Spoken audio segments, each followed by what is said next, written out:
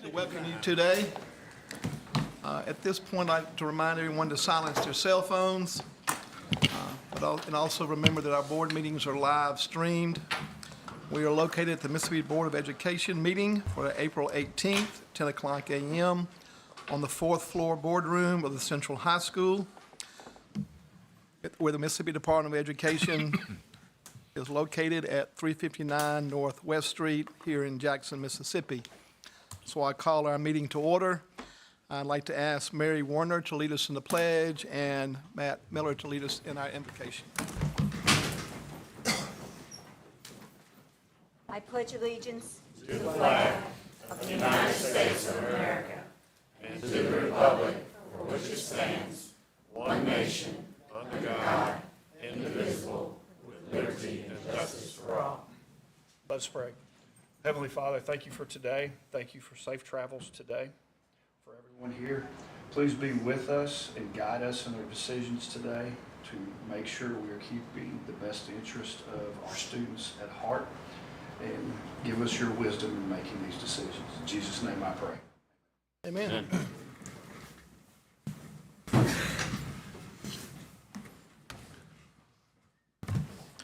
You have before you the minutes from our March 7th, 2024 board meeting. May I have approval of those minutes? so moved. Ms. Warner on a motion. Second. Mr. Pruitt, second. Any other discussion? All in favor say aye. Aye. Any opposed? You also have before you the agenda for today's meeting.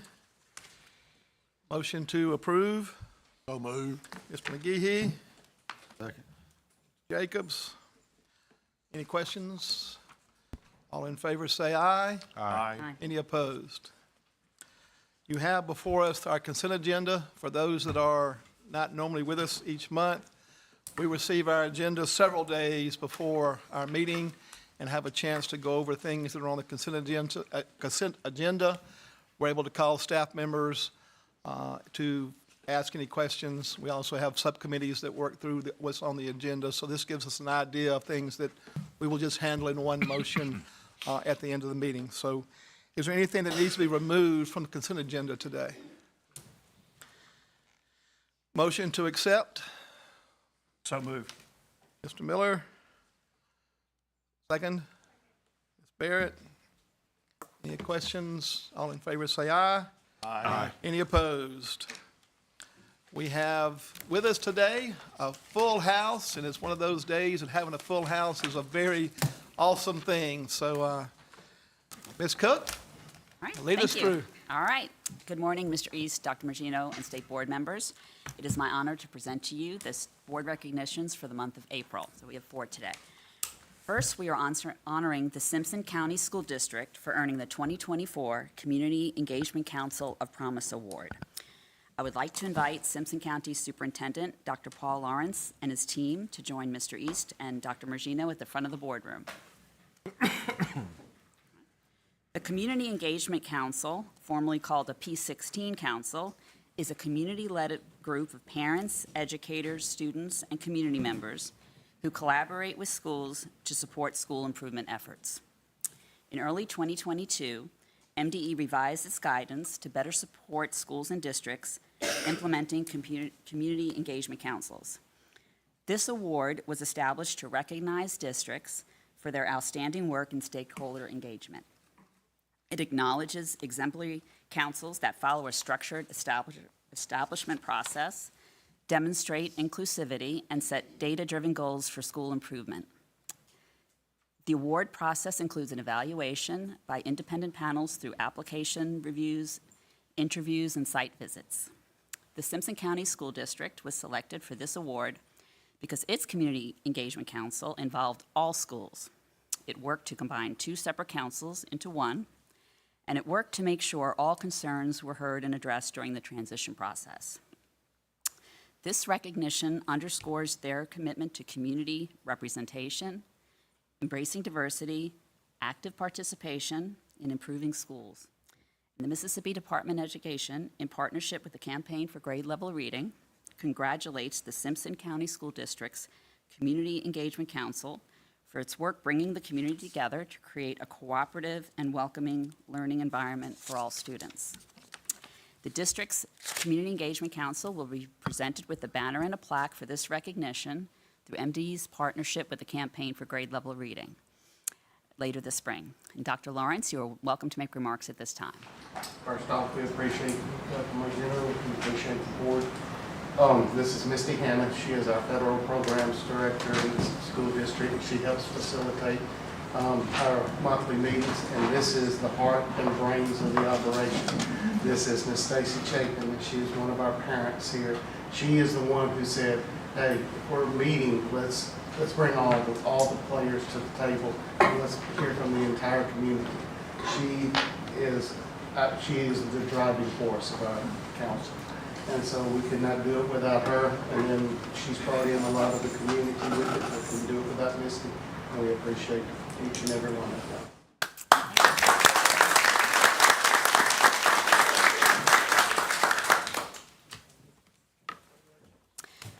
Next, we will recognize Mississippi's 3 National Blue Ribbon Schools for 2023.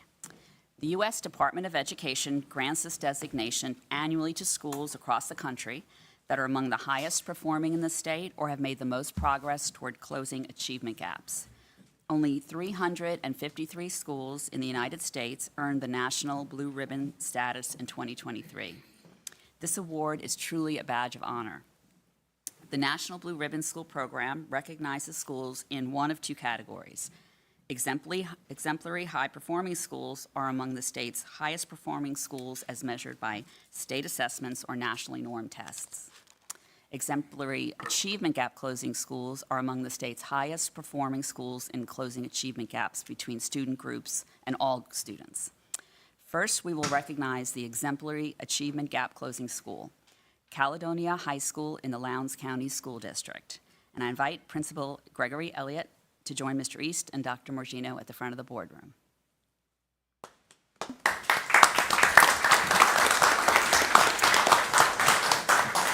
Caledonia High School is home to 621 students in grades 9 through 12. Among its 45 teachers, 6 are nationally board certified, and 1 teacher has made the Final Four for the 2023-24 Mississippi Teacher of the Year. Caledonia has been an A-rated school for the past 2 years and is currently ranked the 15th high school in Mississippi. Caledonia High School is also one of Mississippi's 61 military star schools. Mr. Elliott, you are welcome to make remarks at this time. Thank you. It's a huge honor to be a Blue Ribbon School, and it's a team effort. I know I'm the one up here receiving the award, but Murray Woody's my assistant principal. He does everything I ask him to do. I'm my right hand. And then our students, our teachers, and our community are really who did this. So just super, super proud of them.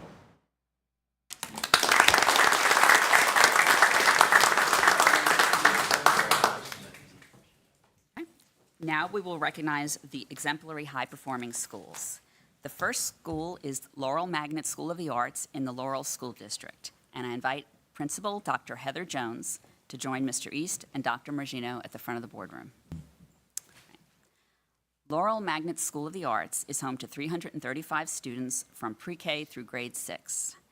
The school has been a Mississippi Arts Commission Whole School Initiative School since 1999, a Model School of the Arts since 2003, and is an exemplar model school in the state. This initiative includes visual and performing arts as a learning tool across the curriculum. Laurel Magnet School of the Arts is A-rated and ranks among the top in the state for reading and math. For example, 3rd graders rank number 2 for proficiency in the state for English language arts and number 3 for math. 4th graders rank number 1 for proficiency in English language arts and math. 5th graders rank number 2 for math. And 6th graders rank number 3 in the state for English language arts and number 4 for math. The school recently received the PREPS Award for their students' outstanding achievements, including the 3rd grade ELA Achievement Award, the 6th grade Math Achievement Award, and top 10% ELA and Math Growth Award. Dr. Jones, you are welcome to make remarks at this time. Good morning, and thank you for having us. It is such a privilege to be named a National Blue Ribbon School. On behalf of our district and our superintendent, Dr. Tora Watts, we are forever grateful for our faculty, staff, our scholars, and our community. Thank you for having us.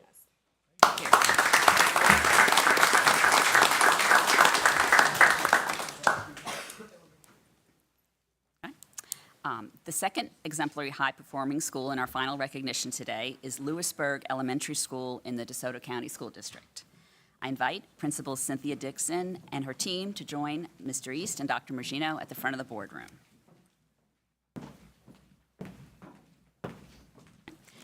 Lewisburg Elementary School is home to over 600 second and third grade students. The school's focus is Build Our Legacy. In building our legacy, children are taught how to show positive character traits and complete their work at their personal best so they are consistently growing. Children are rewarded daily for making positive choices through legacy coins, which are later spent in the legacy store.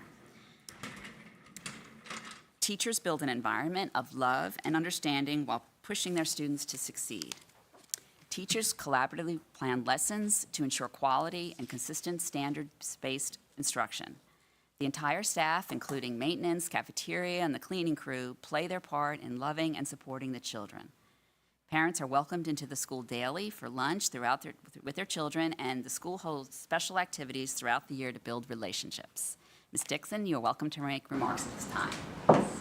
Well, I have a big crew today, but I'm going to tell you, if I could have brought the whole staff, I really would have. Because anywhere from maintenance, cafeteria, everyone changes their schedule to do what's best for the kids. And that's our focus at Lewisburg. We're building their legacy every day. And we talk about building our legacy in character education and academics, and just learning to be a good citizen. So we all strive to do our best. And that's my wonderful teachers here. I want to introduce them, if y'all don't mind, real quick. Okay, they're the representatives from each of their grade and area. So we have Miss Sett, she is third grade ELA. Miss Baker, she is our counselor. We have Miss James, our third grade math. Miss Bagley is second grade. Miss Sullivan, she is our third grade SPED, and then we have second grade SPED with Miss Bright. So we're very excited. We have over 300 kids in each grade. We have two grades, second and third. We have over 300, and we serve every child that lives in our district, and we love them, and we're thankful for them and their parents and everybody. So thank you for your time.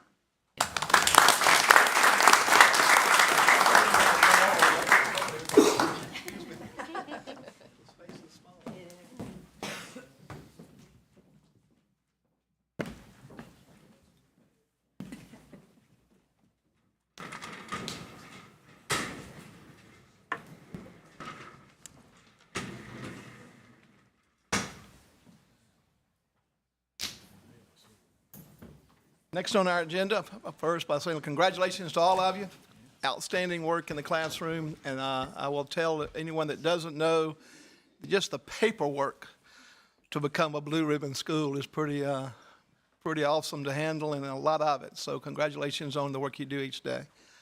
Dot, your turn. Okay. Yeah, of course, congratulations again to them. I had the privilege of visiting with Lewisburg and being there for their Blue Ribbon celebration. And she's not kidding. When they do things, they do it. They go big, definitely. So it was a great time. But congratulations and thank you for your work. Goodness, it's been a while since we've met, it feels like. So there's been quite a bit. First of all, congratulations to Charlie, being named one of Mississippi's 7 U.S. Presidential Scholar semifinalists. So I believe the finalists are announced in May. So Charlie, we're really proud of you.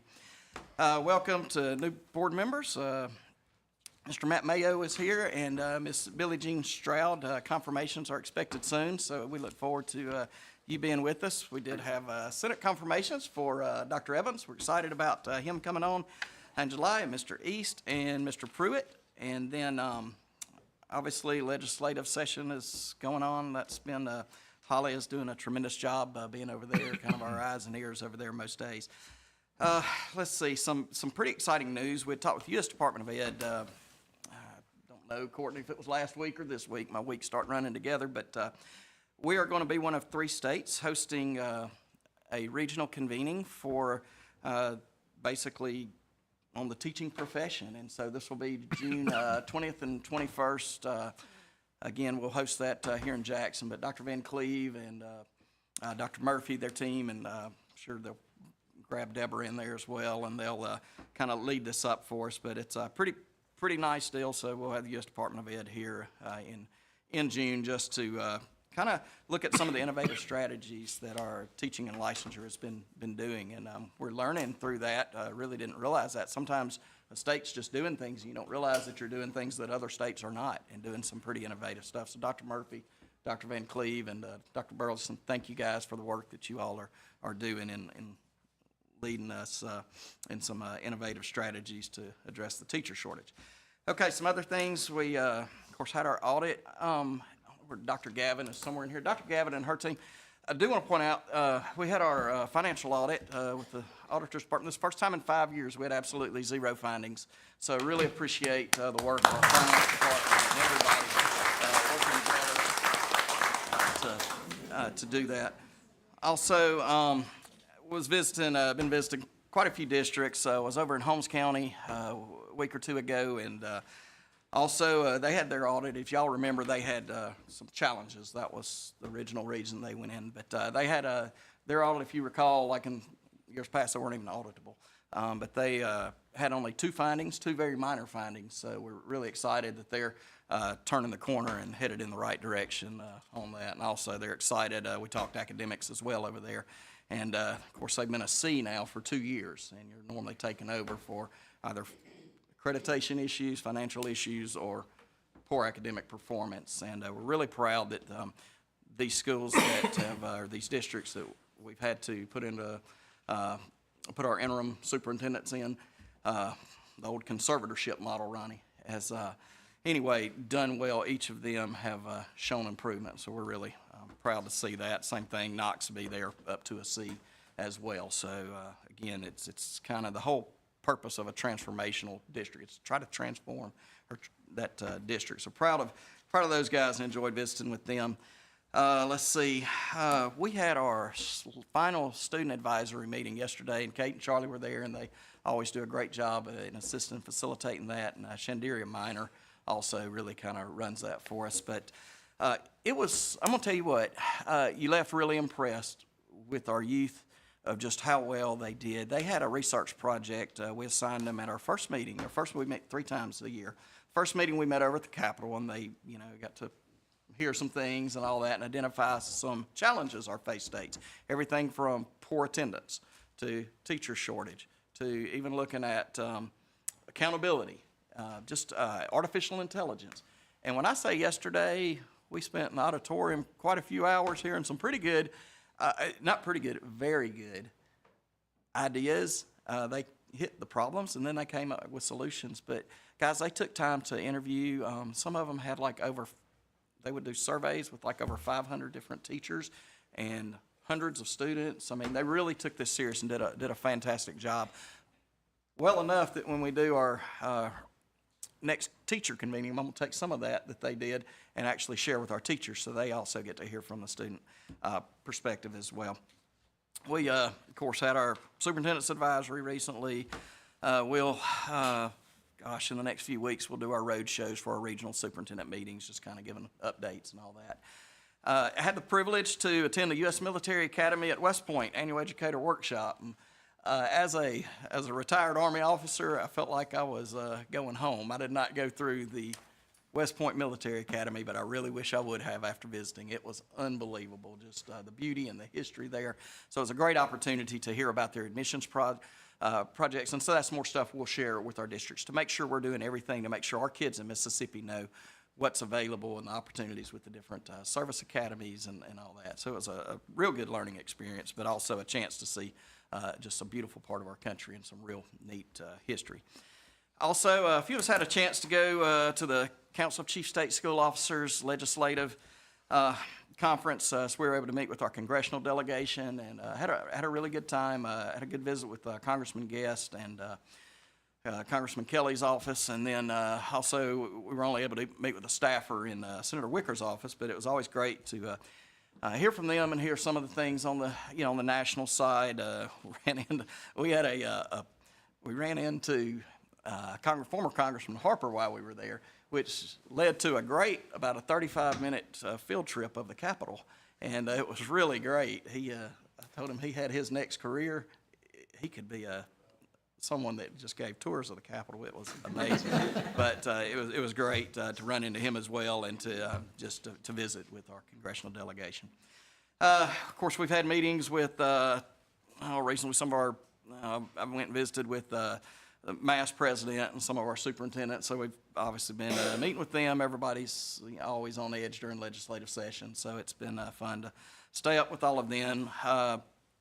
Let's see. We were at Mississippi State Tuesday of this week, and that was really great to hear some of the things that they're doing in their undergrad and graduate research. It was the symposium on improving opportunities for students with disabilities. And so I was able to participate as part of a panel with our state health officer and Mississippi Department of Rehabilitation and Rehabilitation Services, and to also hear some of the things they're doing in the work of autism and also in just other areas from the T.K. Martin Center. Some of the resources they have are phenomenal. Just a reminder to make sure that, that kind of reminded me when I left here, to make sure that our districts know of all the opportunities and all the services they provide. A lot of times we think it's just in the Golden Triangle area, but it's really not. It also reaches all the way down to the Gulf Coast, some of their stuff that they do with dyslexia and different things. So that was a lot of fun. We also, of course, have, I feel like, been on a speaking tour. We visited the day before leaving out for West Point. We were with the MPE and able to visit with about 300 teachers on a Saturday, which was quite impressive. I told them they motivated me, seeing 300 teachers that would spend their whole Saturday at that. I only had to spend about 30 minutes. They were giving up their whole day. And so we do have some wonderful teachers here. Let's see, we were able to visit with the Project Head Start up in Holly Springs. That was really, really great to see as well. The increased collaboration we're seeing, and I know I'm going on longer than normal here, but it's been a while, guys. The work that our collaboratives are doing and the wall that's coming down between our Head Starts and our school districts is really phenomenal. I know Jill's back there, and we're recognized again for being one of, I believe, 5 states, meeting all 10 near, basically, standards, which are the national standards. So we've got some really great things going on in our pre-K realm as well, but it's really great to see that wall come down where you truly see communities working together, and I think we're gonna see the benefits for many years in that. So, Jill, thank you for the work that your team kind of does in leading all that and working with our Head Starts and all. Also, visited Nichols Middle School over in Canton last week. That was a lot of fun. Former basketball coach that had worked with me for years ago is now the head principal there, so it was great to check in with him and see how they're doing, as he's a first-year head principal there. And then give you a quick update. Brian McGarity and myself visited the Hayes Cooper Elementary School in Cleveland last week. As many of you know, they had a explosion last Thursday, and could have been one of the worst days in Mississippi's education history. Thank God it was not. It happened about 7:45 in the morning, but the principal and I was there Friday, and the principal and superintendent were there, and they were reminding us of, sometimes, Paula, this kind of goes back to our shop, of the importance sometimes. As a MDE, we're a regulatory agency, and sometimes that's a pain. And the principal and superintendent was saying, we sometimes fuss about all these drills we have to do. They said it was like absolute muscle memory when they had a legit fire going on and actually having to do it, how the staff just moved right into motion, and I believe the whole building was evacuated in like 3.5 minutes. Everybody was out, and they had their, their alternate location where children were able to be picked up from, and we were very, very, very fortunate. No children injured. Two staff members received burns. It was something else. Let's say that. But to see the communities work together. While I was there, it was the Delta State president came over, and they've opened up their campus because obviously they're not having school at Hayes Cooper right there. They're having school on the campus of Delta State right now. But the leadership there in the Cleveland School District and the community leadership, everybody pulled together. And like I said, those kids are back in school and have been welcomed onto the campus of Delta State. And there's something. So that just really does your heart good when you see folks in a community just really coming together and work and take care of those kids. So subject to you guys' questions, I think that's probably enough for me. Anybody have a question from the floor? Ray, thank you very much for what you've done. World tour here, well, I should say statewide tour. Yeah. Always important that we get out and meet the people that we try hard to help out in educating our children. So thank you very much for your work. I have the privilege today of, in my report, of honoring one of our own. Charlie Fugere will be graduating, heading to Harvard. Before I begin, board members, remember this is a resolution, not a roasting. So I know we could probably make some money with the roasting side of this, Charlie, and the year we spent with him. But Charlie, come on up here, let me embarrass you. Well, I'm gonna try not to. Let me honor you with the work that you've done as a student rep on the state board. So.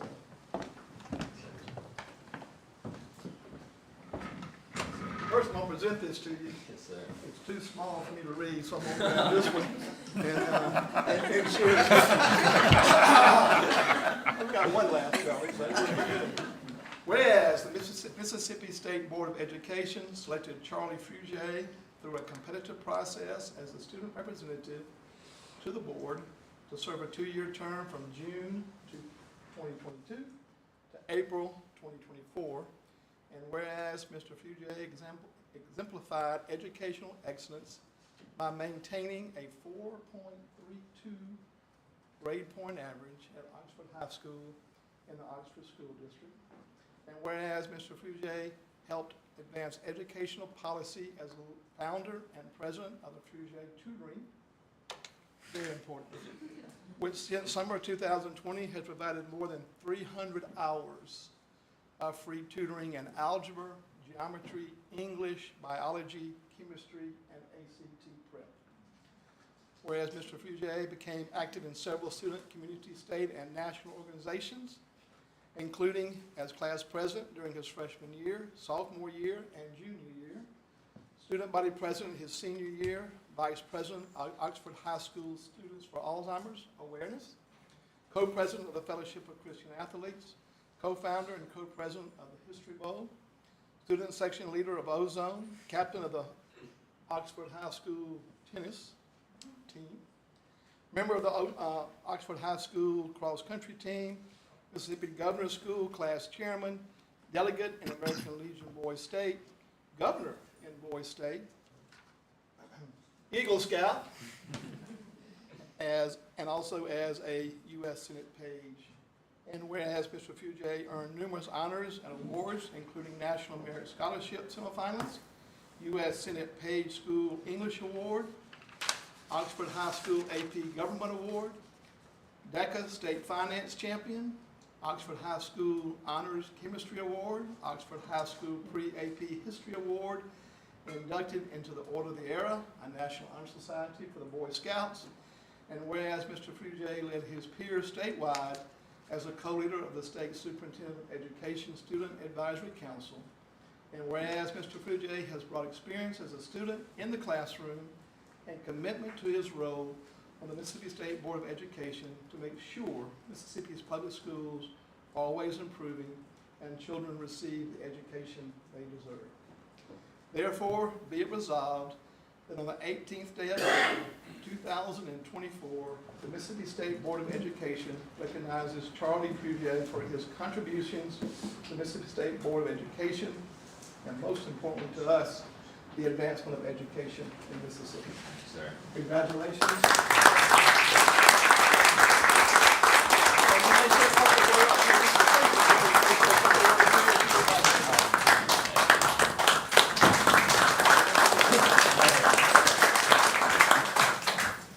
Well, y'all are fixing to hear me speak for one more time, so I'll keep this one brief. I just want to thank y'all. Yesterday, speaking at the Superintendent's Advisory Council, I made the point that it's a very special thing in Mississippi specifically that our board and MDE here really value student insight. That's huge. Other states don't do that. And so I made the point to our students on the Superintendent Advisory Council that they should approach the council with two ideas. The idea of gratitude, to be thankful that MDE cares what we think, and to approach it as an opportunity. It's an opportunity to have their voice be heard in their state's government. So I want to thank y'all for this program, for selecting me, and for putting up with me for 2 years. Thank you.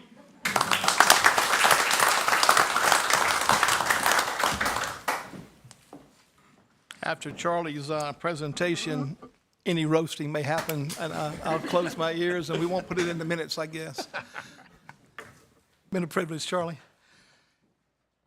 So we've had one part of our meeting where we recognize schools. For me, this part of the meeting we're entering now is when our students make their presentations. And for me, every month, this is powerful. We've been fortunate to have two very strong student leaders. And so we'll call on first Kate to make her report as our junior representative. Well, good morning, everyone. Not to take the spotlight away from Charlie, but I do want to thank him for everything that he's done, for not only for the board, but for me. When I first came on, I really didn't know what I was walking into, and he was a great mentor in making sure that I was doing the right things, and I really appreciate that, so thank you. As for yesterday at the Superintendent Advisory Council, like Dr. Morgino said, it was really great. I learned a lot that I hadn't really considered. One of the things that they talked about was digital literacy when it came to artificial intelligence and new developing technologies, which is a concept that I hadn't really thought about before. We talk about like literacy rates and like math literacy, but not necessarily digital literacy, which is new. And I really appreciated that opinion that they had on it, and I really liked it. So I might be talking about that in a little bit. But today I want to talk about STEM in Mississippi, which takes up half of the core concepts for a student in their time at a public school district. And usually when it comes to STEM education, the most frequently questions are, how is this going to help me in real life? Or outside of the classroom, I'm not going to need to know this, enter any math formula you've had to memorize. And while I am guilty of thinking these things, the truth is that STEM is everywhere outside of school. Science and math are in every corner of our lives, and for me, the way that they work and function is fascinating. As for STEM, the first letter, S, stands for science, and science is a very broad subject which can range anywhere from biology to physics, but that only stresses its importance in the school curriculum. Science is seen in a student's classroom throughout their years, whether it's learning how plants grow in elementary school or practicing chemistry conversions in high school. And science is also extremely prevalent in the medical field, which is seen through human A&P courses or even CTE courses like health science or veterinary science. And no matter what college major a student may decide, they're going to have to take some kind of science class. And also, understanding the fundamentals of science is important for critical thinking and problem solving, which are used every day. Next up is technology. And it seems that every year a new piece of technology is dropped, and we have to learn how to adapt and learn its ways. And it's very important to learn how to do that because without understanding how technology works, it's really easy to fall behind because of how often it is changing and developing. One topic we discussed yesterday was artificial intelligence, and while that usually has a negative connotation, one student brought up the use of Conmigo, which was an AI that was used specifically for tutoring, and it was engineered in a way to where it wasn't going to give you answers. One example that they used was a math equation about factoring, and the AI kind of guided the student into finding the answer on their own. And another one that they used was they asked the AI to pretend to be George Washington so they could talk to it and hear from George Washington's perspective, which I thought was really interesting. So as our world becomes more technologically advanced, so must our students in their education. So that's really important. Next, we have E, which stands for engineering, and engineering is nurtured through the other elements of STEM, science and math, which can be seen in AP classes like AP Physics, Calculus, Statistics, Computer Science, A&B, etc. And engineering is extremely important to the world around us, and we should really be encouraging all of our students to take an interest in engineering because only 19% of all STEM careers are engineering. And all of those, out of that 19%, 65% of STEM careers are dominated by men, and the remaining 35% are women. So encouraging women in STEM is very important for Mississippi. Lastly is my personal favorite, mathematics. And it's always been my favorite from a young age because of its problem-solving mechanisms and its complexity. And fostering a love for math starts at a young age, and it can only continue to grow with dedication and commitment to the subject. As a state, math is something that we fall behind on. The nation's report card for 2022 consistently reiterates the gap between Mississippi's 8th grade math scores and the national average. Fortunately, we are on the rise. Every year, excluding 2020 for COVID-19, our scores get higher and more students are scoring on the PL4 and PL5 levels, which means that we're doing something right. I have full confidence that math comprehension will continue to advance, and as a result, so will STEM-related programs. Every subject in STEM is important to ensuring that every student in Mississippi is well-rounded. Combined with our thriving literacy rates, students can only continue to grow in Mississippi schools. STEM is vital to the success of every student in Mississippi, and its presence in the classroom should be prioritized and encouraged. Thank you. Okay. Charlie, our senior rep. Yes, sir.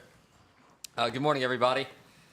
This is the last time that I get to sit here with all of you and represent my peers on this board, so it's a pretty sad day, but I'm very proud of what we've done here. So the board requires that the senior rep's final presentation be on the position itself. As you can imagine, it is incredibly difficult to put 2 years' worth of work into words. I'll do my best to go over some of the lessons that I've learned and the takeaways, and maybe I'll leave you all with something to think about for one more time. First and foremost, I want to thank Ms. Altman, Mr. East, Dr. Morgino, all of the superintendents that I've had the pleasure to work with on the board for having and keeping this student position around. Often I remind myself how fortunate I am to get to sit up here on this board. Many states don't have student representatives, and I'm incredibly grateful to all of you for keeping this position around. I might be a bit biased, but I find the student input pretty important on the board. Now, I've worked pretty hard in high school. I feel like I've done high school well. I've taken part in some pretty cool programs, from being impeached at Boys State to opening doors for some of our country's highest officials. And I can confidently say that sitting here at this table has been my favorite thing I've done in high school. I also want to thank Ms. Miner, Ms. Hales, and any of the support staff that have helped me along. From Ms. Hales reminding me that I have a report due to Ms. Clemens responding to my endlessly broad emails with very specific answers, I'm forever grateful for all of the help with which you all have provided me. So, what have I learned? First, I now understand the depth and breadth of education policy. To an outsider, education seems fairly straightforward. Teachers, students, learning, etc. Here, though, our board members and staff deal with the minutia, slightly tweaking models and finding creative solutions to propel our state forward. I had no clue that so many people spend so many hours researching, testing, and debating to come to the best solution. It's quite impactful when we go over the relation of an action or information item to the strategic goals. That is huge for me as well. The student representative position has taught me that I know next to nothing, and that the field of education is massive, with plenty to explore in the future. Additionally, I learned how much everyone here at MDE cares about our state's progress. Everyone in this room is here to serve. They remember why they're here, and they work tirelessly for our kids. Not to repeat the old cliche, but Mississippi's greatest resource lies in our classrooms. If we can give our kids a world-class education, Mississippi will be better off socially and economically. Once again, I want to thank each and every MDE staffer. Your work is important, and it does not go unrecognized, so thank you for what you do. Finally, I learned that collaboration is key in education. Now, some of y'all might think that I don't listen to Mr. East very much, but I do. Last year, he made a comment that the art of education is stealing from each other, borrowing. By this, he meant that we watch what other states are doing, and then we adjust. It's effective. If it's effective, we'll pursue it, and if not, we might throw it to the side. Competition in education, though, pushes everyone to succeed, and our country is better for it. Through collaboration and competition, Mississippi will continue its rise. Now, the other day, in reflecting on how much this position has meant to me, I went back to reread my application. The first thing that jumped out was how awful my writing was. I'm so sorry to Dr. McGehee and Mr. Jacobs for having to read that, because man, that was some rough stuff. Once I cut through the passive voice and the 10th grade vocabulary, though, I found one of my favorite quotes. Governor William Winter, one of my favorite governors, said, quote, "The road out of the poorhouse runs past the schoolhouse," end quote. If I could change Mississippi's state motto from the current to this quote, I would. Our leaders must imbue every Mississippian with this mentality. We're all on the same team, and there's a clear path towards prosperity. In the words of Governor Winter, this path runs past the schoolhouse. Now, finally, I want to tell you all about an interaction I had last week. Very rarely does someone make such a profound remark that I feel the need to share it with the world. Last week, though, my tennis coach made a remark that is apt for today's meeting. I was on the tennis court with my team warming up, and Coach Nash, a veteran coach of 43 years and an elementary school PE teacher for over 30 years, was walking us through a light warm-up. He deviated from the normal sprints and stretches, though, and he told us to skip to the fence and back. We did, and when we returned, he had a piece of wisdom waiting for us. He said this: "There is a strong correlation between an elementary student's ability to skip and his ability to read. So, how do we teach a child to skip?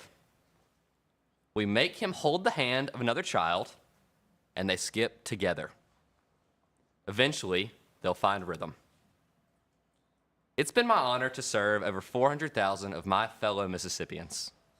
I worked as hard as I could to see all sides, and I hope my presence here helped our board and our organization consider other perspectives. I can't wait to return home in a few years and see the progress that has been made in education. I know with the leadership at MDE, our kids will grow. I hope you all will remember the spirit of collaboration on this board, and you'll remember that the best way to learn to skip is by skipping together. Thank you.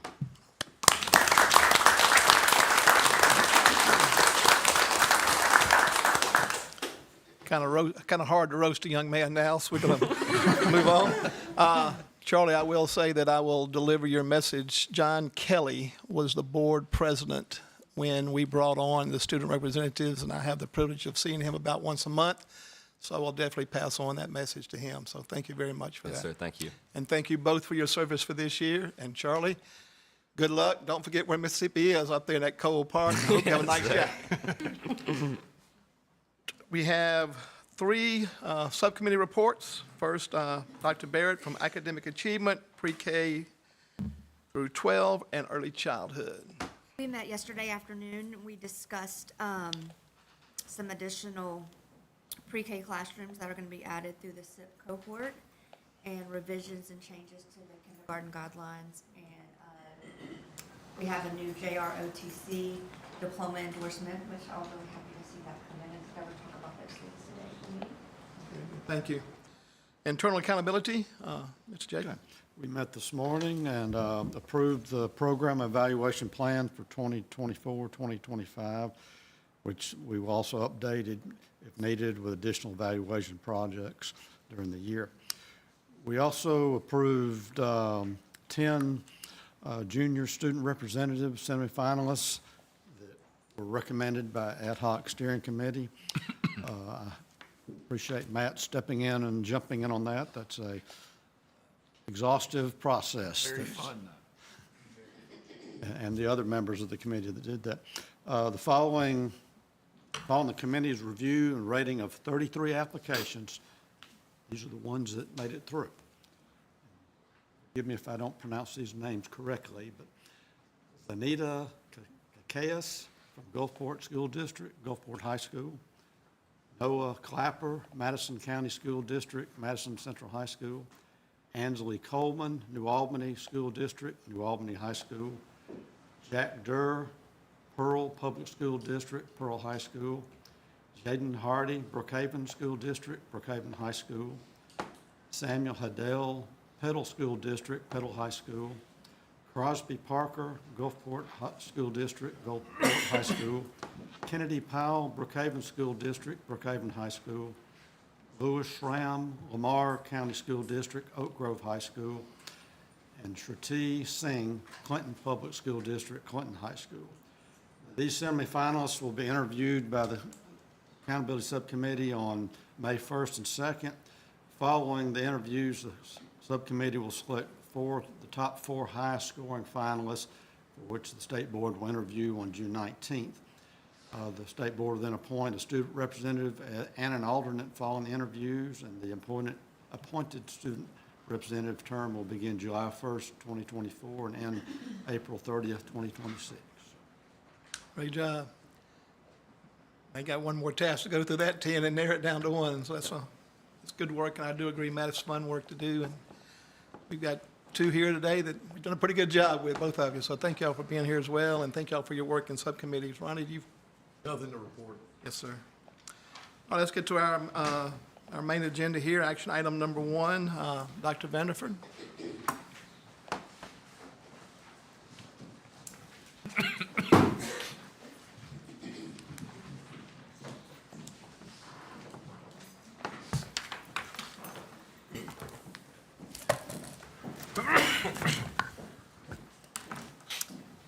Good morning. Item number 1 is seeking approval to begin the APA process to revise the Mississippi Public School Accountability Standards, specifically the section on the business rules of the statewide accountability system. As you know, we've been having conversations for some months now regarding the audit that we had of the implementation of our accountability system in accordance with our consolidated state plan that's approved by the United States Department of Education. During that OIG audit and the revision and approval process, spit it out, of our consolidated state plan, some things were brought to our attention that were not compliant with federal law. So Alan is going to walk you through some of these changes. These changes will be effective immediately. So with the current school year, and will be applied to the calculations for the accountability results that will come to you later in the fall.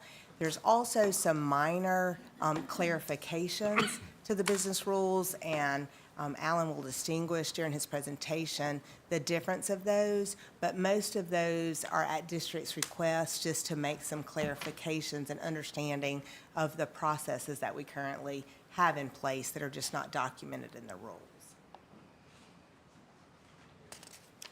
And I'll also add that we do this every year based on feedback and requests that we receive, both from the field and also the Accountability Task Force. So some of these edits come directly from that feedback. So I'll start, just step through each one of these. Would the chair prefer that I pause for questions after each section or wait till the end? Let's pause after each section if you don't mind.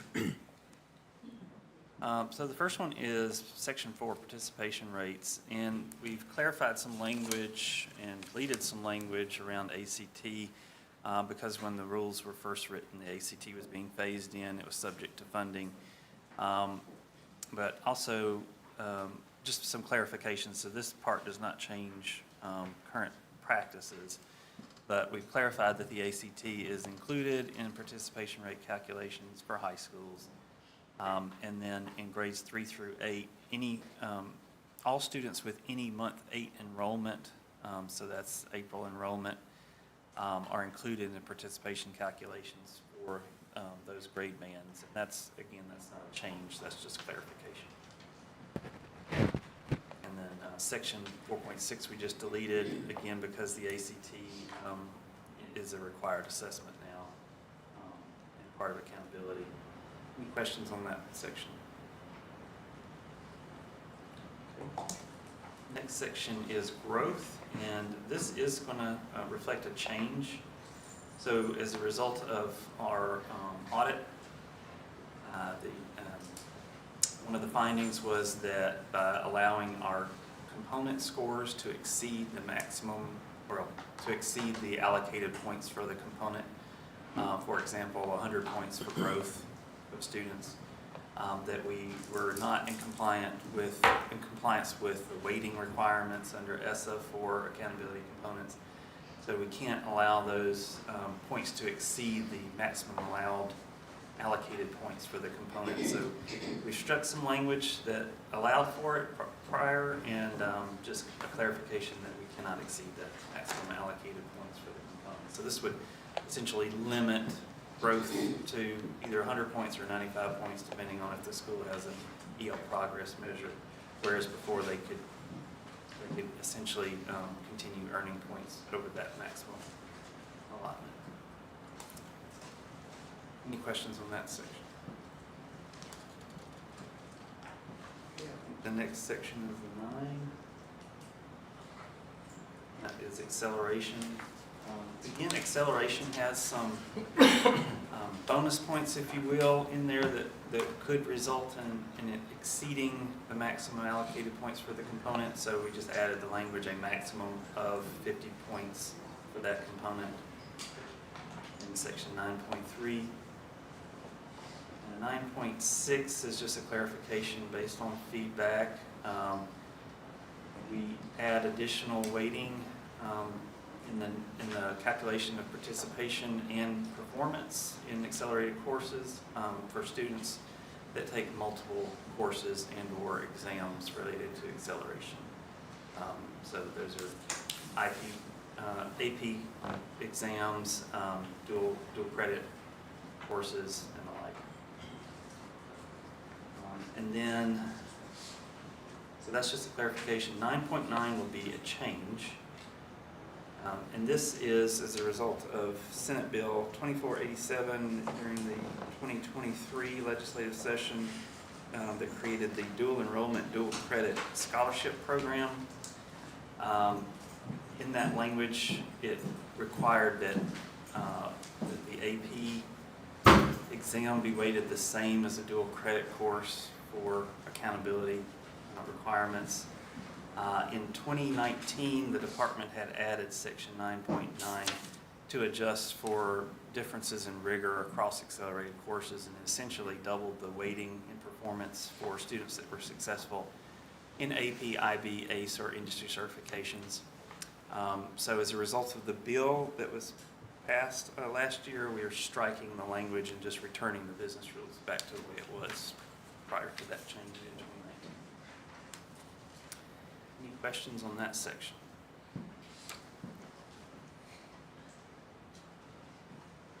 Okay, section 10 relates to the banking of scores. So students can take an end-of-course assessment prior to the 10th grade, and those scores are banked until the student is in the 10th grade.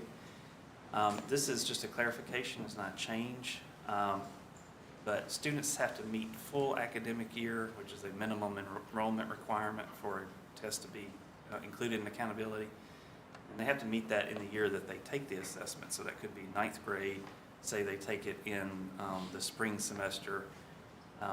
They have to meet FAE in that spring semester when they take the exam. They also have to meet full year FAE requirements for that full academic year in their 10th grade year for the score to be used in accountability from the bank.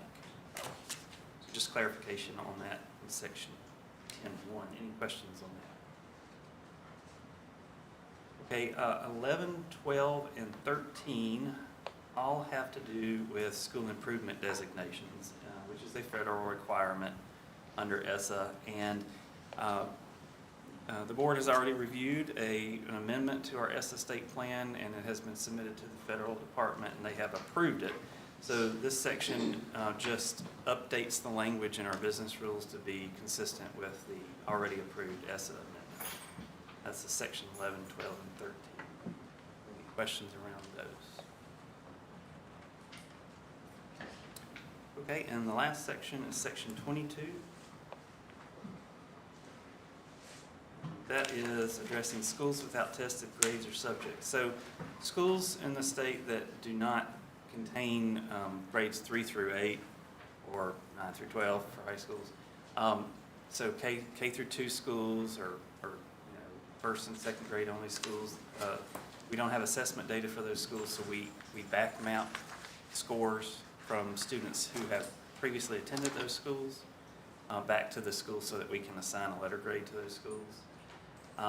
That's already in the business practice in 22.1. What we've added is 22.4 to address the same situation for charter schools. So if we have a charter school that's a K through 2 and have assessment data, then we can back map assessment data for students that are still within the served area of the charter school back to the charter school so that we can assign letter grades. So consistent practice that we do with public schools, just adding in charter schools. Any questions on that section? I do on that one, Alan. So that means that a child that was in a public school in 3rd grade and moves to a charter school in 4th? No, this would be if a charter school has like a K through 2 configuration. Simply that world, not to change the school world. What's that? The K2 world and not a change of school world. What I'm asking is if I have a charter school student, does it get back mapped to the charter school if they move to public school for the 3rd grade year? That's how I ask my question backwards. So if the student, what we would want to do is pull assessment data from the student when they get to the 3rd grade, whether if they're in a different charter school in the same served area or a public school in the same served area. We would then apply that back to the K through 2 school. Okay. And so that would mean, for example, if a child left charter school after 2nd grade and went to a public school, that public school score would go back to the charter school. That's what I want to make. Yes. Somebody asked me that the other day. I didn't know, but I should have called you earlier. I apologize for catching you off guard. Any questions about any of these? Any questions? All I would say is, I know we've gotten this out very well to the school districts. Let's, maybe one more good shot after this meeting. Let's get it out there. And I think y'all have done some actual score work on what it could look like with these changing growth and stuff. So just keep the communication flowing to the districts, especially after today's meeting. So under the Office of Chief Accountability Officer, do I have a motion to approve item 01? Dr. Barrett? Second. Ms. Werner? Any other questions? All in favor say aye. Aye. Any opposed? Action item number 2, Dr. Gavin. Good morning. It's that time of year as we prepare for FY25. We have several contracts for the board to approve. Several of them are renewals. So action item 2A is to renew a contract with Ajax Industrial Cleaning. That's the cleaning service that cleans our facilities at the School for the Deaf and Blind. Action item 2B is to renew the contract with Research and Curriculum Unit at Mississippi State University for the upcoming fiscal year.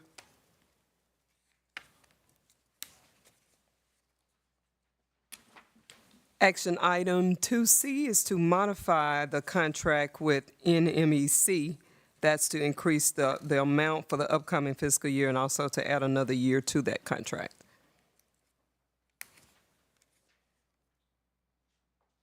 Action item 2D is to renew our contract with Mississippi Home Corporation for fiscal year FY25.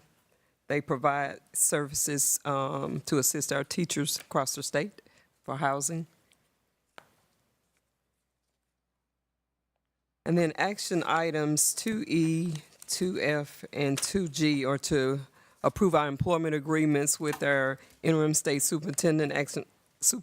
Action item 2E is to approve our employment agreement with Dr. Cole, who is serving as the interim superintendent in Noxubee County School District.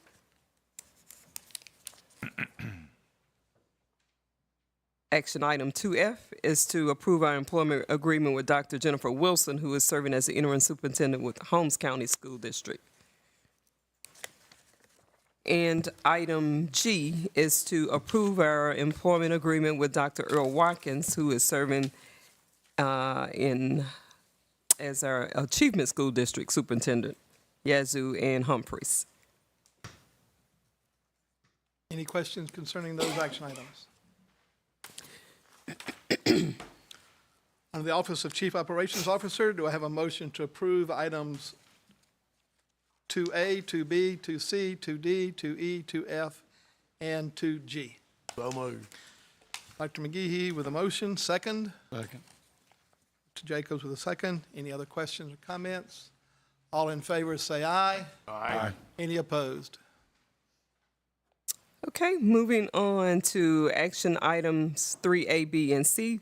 We're bringing before the board 3 items under grants for approval. Our first action item is item 3A. It is for EIR grants for our literacy coaches, and you see the list attached of the districts that those persons will serve.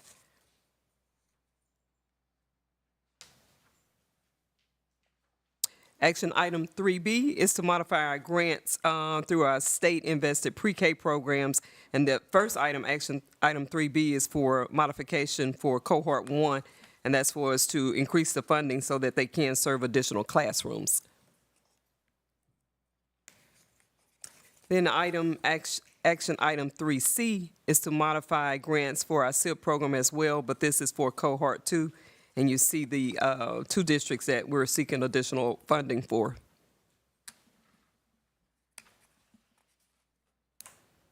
Questions concerning those items? Under the Office of Chief Operations Officer, do I have a motion to approve items 3A, 3B, and 3C? So moved. Miller with a motion. Second. Dr. McGehee.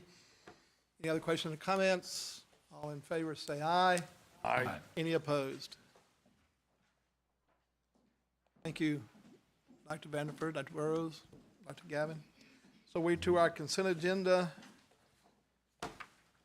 Do I have under the consent agenda, do I have a motion to approve items A through O? Warner, motion. Second. Jacobs, second. Any questions, comments? All in favor say aye. Aye. Any opposed? I have a question. I had asked a question on the agenda, and I had emailed it, and Dr. Vanderford had sent a response that I thought was tremendous. It was thorough, and I appreciate that. I want to say that. I would also ask if you would please share that with the rest of this board. I think everyone here would appreciate seeing that.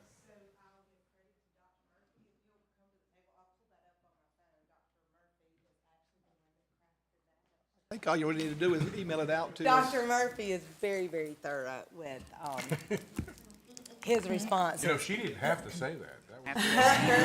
Well, I have to give credit where credit's due. And Paula, actually, I mean, if you just want to, you can just email it out to everybody.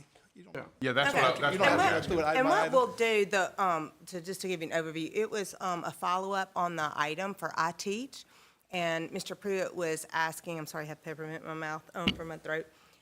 Mr. Pruitt was asking clarification about the EPP's concerns with the item that have been expressed months prior to the item being brought to the board.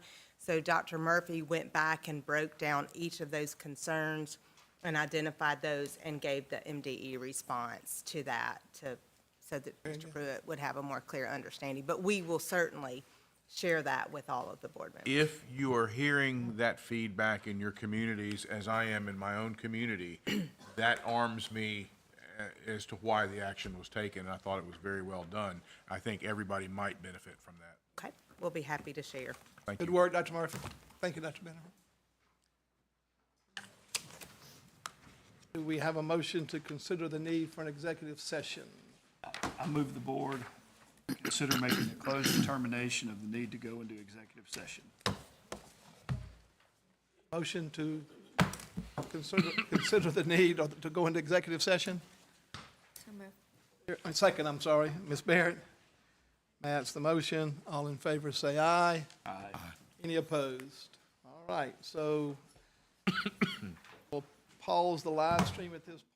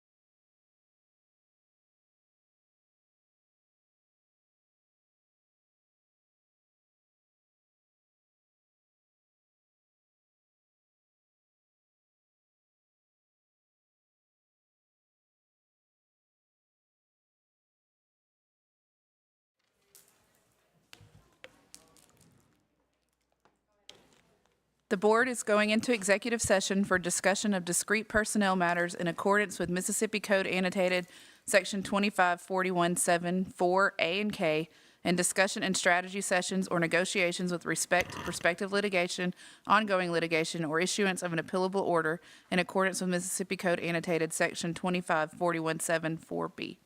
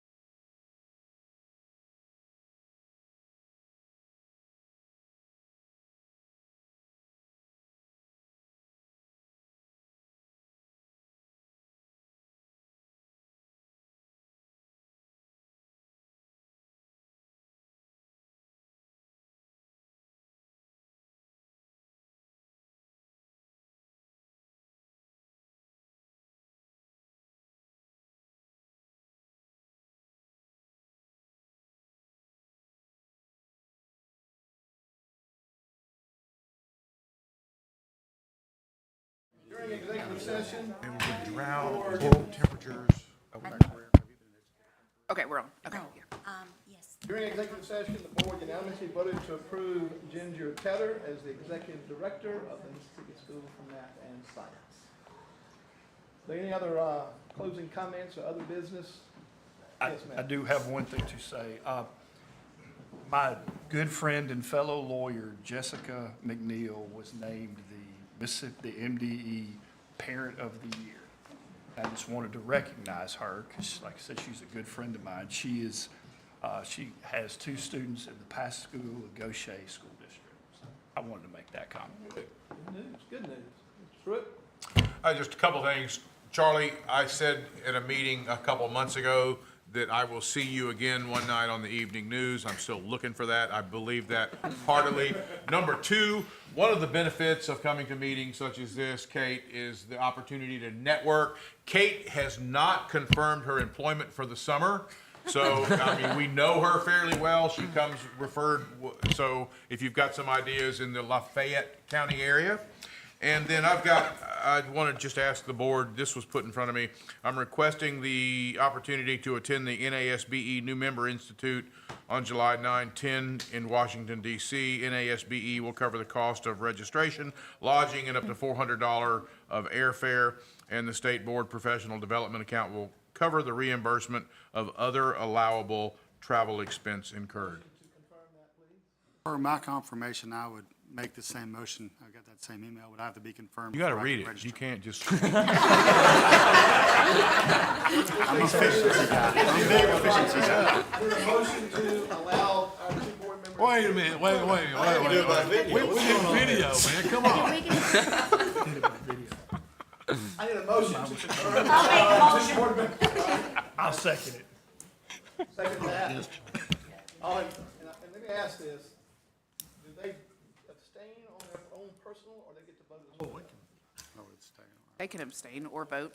I mean, could he? Now, we can vote against, right? Well, it depends on Yeah, how they close can it's going to abstain, be. it's fine. If I'm going to constitute the majority, I'm going to vote. Hey, you guys, because we're spending dollars on you, please abstain, so you don't go to jail. All in favor, say aye. Aye. Any opposed? Dr. McKee is opposed. Thank you, this is a very live. Can I make one more Any other comment? comments for the board? Yes, ma'am. I just want to, as a new board member, thank you for the hospitality. MD staff has been incredible in reaching out to me to get things set up, to help me figure out where the bathrooms are, everything else. So really, I want to give accolades to the great warm welcome and efficiency for the MD staff that helped on board. As you come to more and more, you'll find there's a pretty good group of people here that do a pretty good job taking care of the kids first and us second. They do a good job in both avenues. So, any other comments? I do want to say that there are a lot of spoofing attempts going around, picking out boards and chairmen of boards and so on and so forth. If you're concerned about that in your world, John has a method, Kramer has a method to help keep that from happening with the computer that you're using for your state board work. So if you want to contact him on that, please do so. I will tell you, I think you got a spoof from me about buying a gift for something here recently. That should help solve those kind of issues, because I'm never going to ask you for money. Did you buy it? Unless it's face to face for somebody departing from the board. So, any other comments? You good? You good? All right, motion to adjourn. So moved. Matt, second. Bill, all in favor, say aye. Aye. None opposed, right? Okay. You'll have fun. Thank you all greatly.